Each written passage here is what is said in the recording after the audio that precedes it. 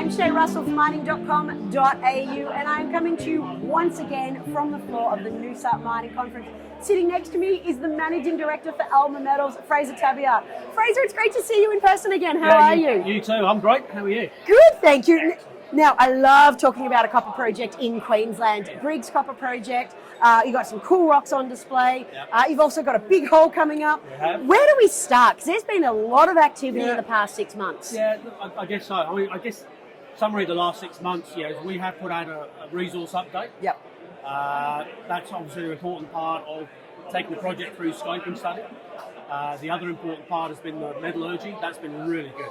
We've had just fantastic met results that have shown that we can get almost all of the copper out of these rocks. So great. 95% recovery, and most importantly at a very coarse grind size. That means a lot less power consumption than if you had to grind fine. So that makes a huge difference in the likely costs of this. So that all feeds into the scoping study, which is underway now. And we hope to have that sort of published in the next couple of months. So that's sort of the background of what we've been doing over the last 2 or 3 months.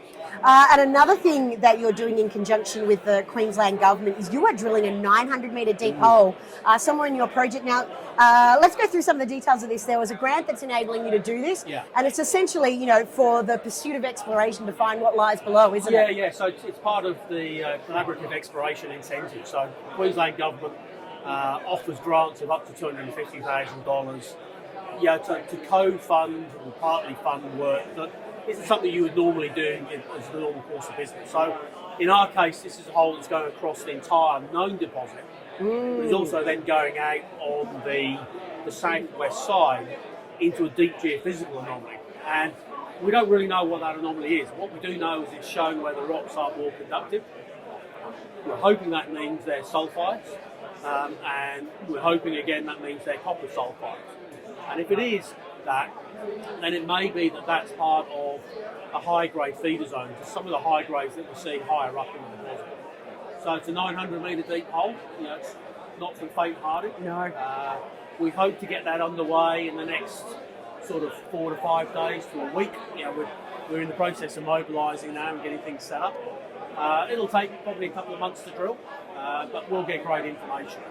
It'll give us some vectors to grade distribution, vectors to alteration distribution. That all helps build the knowledge, and we've got that incentive or that really intriguing target that might be something really interesting. I'm going to just draw on something you said there. Now, you are a geologist at heart. That's where you started your career. You talked about hoping to find sulfides and copper sulfides at that. Why is this something you're hoping to find for everybody who's not familiar with geology lingo? So I mean, this deposit is all about copper sulfides, but they're very finely disseminated throughout the rock in a series of quartz veins. But what we have seen at the higher levels is there are some zones that are quite geologically distinct and they're much higher grade than the average. So they have a real positive impact on the economics of the project, or they have the potential to do that. So if we can find an area that's got more of that type of material, then it has huge economic implications, almost irrespective of the depth. The sorts of grades we're seeing in these things are 0.5% to 1.5% copper, so 2 to sort of 4 times the average. If you can find significant tonnage of that, that's a game changer for this project, and we've got a shot at that. So we're pretty excited by that. I certainly am too. Now, I'm never going to pass up a free geology lesson. What are we looking at? Because you've got these core samples here, and it's weird because they're different lengths, but they've got the same weight to them. Why is that? Or same-ish weight? Similar weight, I mean, look, probably more fundamental than that is we're dealing with 2 fundamental rock types. The darker rocks here are the original host rocks. They're about 400 million years old. Then these lighter coloured rocks and these pink coloured rocks have intruded into that, and that happened 250 million years ago. So there's a 150 million year gap.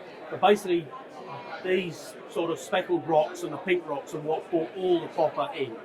And there's been multiple events of that, bringing in more copper, redistributing copper. So our drilling is trying to unravel that so we can try and predict which one of these events had the most copper and can we find more of it. So it's a bit of a detective story in there. And we can use just the Mark 1 geologist eyeball, but we use some fancy geochemistry and some fancy software to help cluster these different rock types into families, and then we can map that out. So we've been able to recognise 10 different intrusive phases just doing smart geology. That is super, super cool. So to take today's conversation home, as I said at the start of today's conversation, you're busy first 6 months. You've got the big hole that you're drilling. You've got the scoping study on the way. Yep. Any other sort of smaller little events that we can keep our eyes out for? Oh, well, look, there'll obviously be news flow associated with that drill hole itself. We do have other targets in the region that will be looking to do some on-work ground. So there's a number of other stream sediment anomalies, and this is how the deposit was initially discovered back in the 60s. So we've got a couple of anomalies there that have never been fired up, which we're quite keen to get onto, just to keep that project pipeline ticking along. So we'll certainly have a look at a few of those later in the year as well. Well, I am very excited. I can't wait for more information to come out of the Briggs Copper Project. Thank you so much for being here, and I look forward to catching up with you again. Sounds good. Look forward to it.